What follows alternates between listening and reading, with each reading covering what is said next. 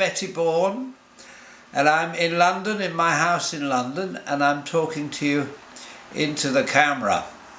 And I wanted to talk about my early days when I started in the theatre. I had to be very, very straight, very secretive about my life. Everybody did. But you accepted that. It was like being in a secret club or a secret society. And it was quite fun. But you had to be very careful. I had to have my hair very short, my fingernails cut, good smart suits, all that stuff. And then I was with a lover in my apartment here. And he came in and I said, "Where have you been?" And he said, "I've been to the Gay Liberation Front." I said, "What's that?" He said, "Well, there's all these queers and dykes fighting for their rights." And I was horrified because I was never involved in any political stuff at all at that time. And then he said, "There's a lot of beautiful young men there." So I was there the next Wednesday. Very quick. But then I got involved, very involved emotionally. And I think it started with two people who came back from New York after Stonewall.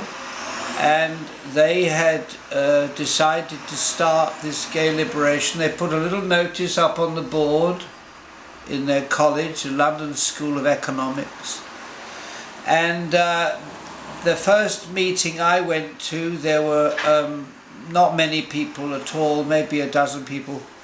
And then within a few weeks, we were coming out onto the streets, and after about 1 year, there were 32,000 people on the streets.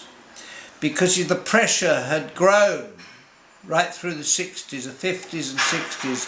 After the war, the pressure had grown to bursting point, and it burst in New York, and then it very quickly erupted here in London and in England. And we were walking along the streets and telling the people, they would be laughing at us, saying, like this, you know.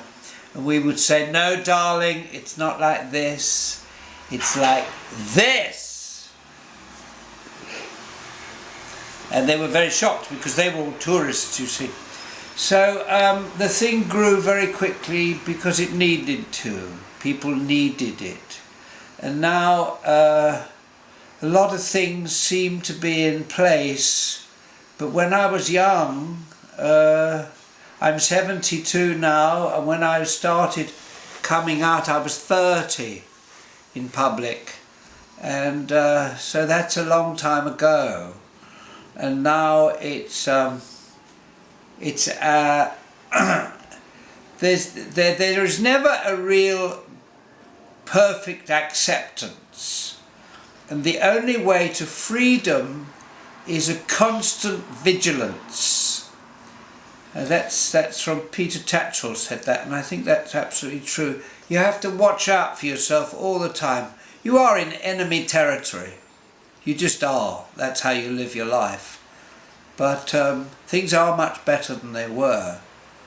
And the other big thing I think I need to say is that nobody will give you your freedom.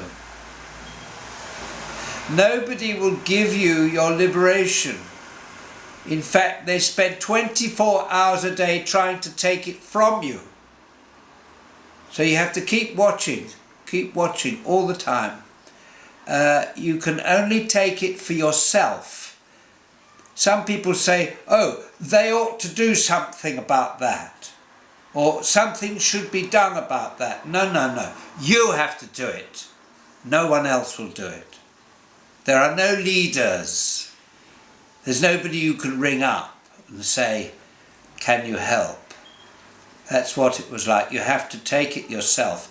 And the reason that we did was it was so exciting, you know. It was so exciting. It was euphoric, a new feeling, totally new feeling. Je viens, Belarus.